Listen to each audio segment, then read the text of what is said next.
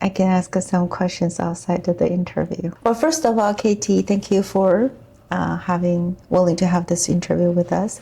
Can you tell us a little bit about yourself, like your work, your interest, what led you to the egg donation? So I'm 30. I have 2 kids. I work in case management for egg donation.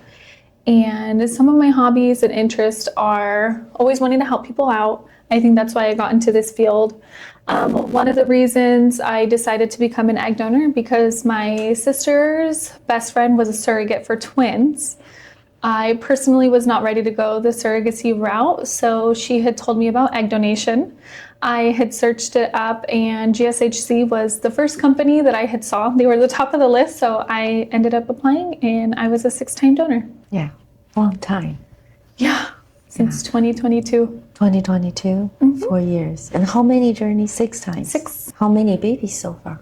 I have 3 babies, and what's interesting, they were all born in November, all of them. And what's funny is my birthday's also in November. One was born in November of 23, November 24, and November 25. And then you have your own baby. Yes, I have a 12-year-old son and a 6-month-old daughter.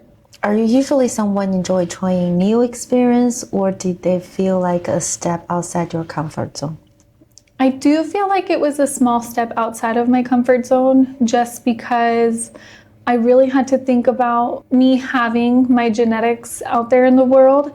But at the end of the day, I thought about it and I was like, okay, I always wanted to have my own babies. So being able to offer children to other people who really wanted it, their, emotional, financial investment in that, I thought it was a really big step for me to do. It was out of my comfort zone, but I think, doing it 6 times, it just became natural and comfortable to me. It's such a brave thing to do.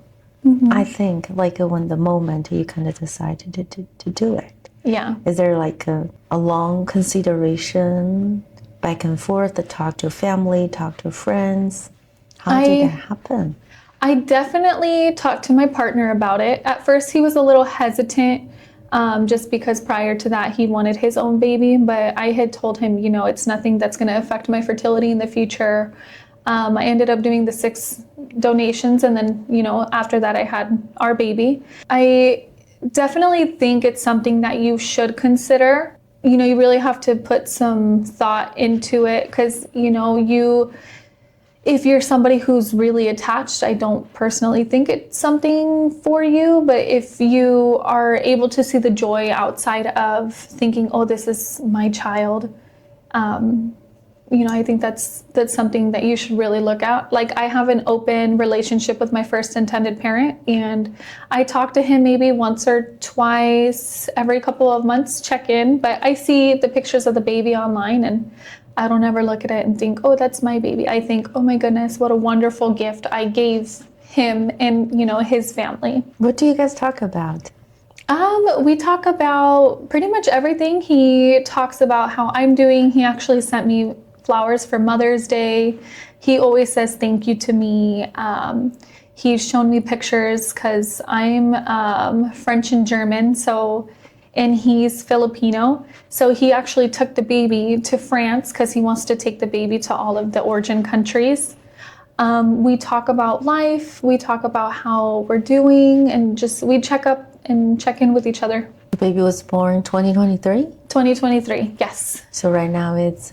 He's like two and a half, almost 2.5, yeah. He talks. Yes, he's so cute.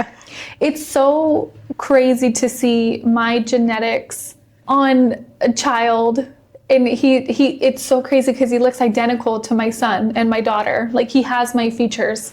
I think I have some strong genes. And we saw that from the second baby in therapy.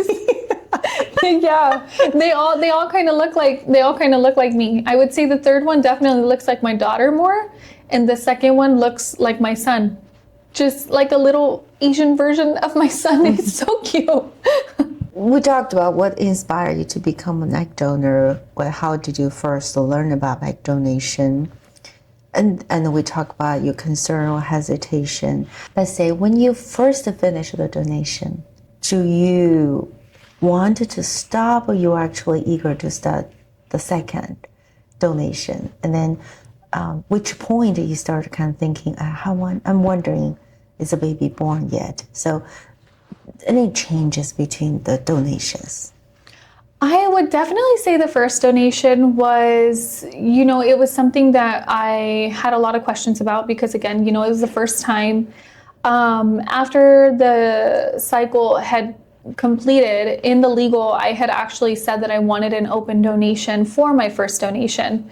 I didn't end up reaching out to the intended parent until about 2023, like mid 2023. So it was about a year and a half after. It definitely varied from my second. I didn't want open relationships with every single intended parent. I think that would have been way too hard to balance. So I just wanted to kind of have a select few to kind of give my attention to. And also I know that some of them didn't want open donations, so I definitely wanted to respect their wishes as well. GSHC.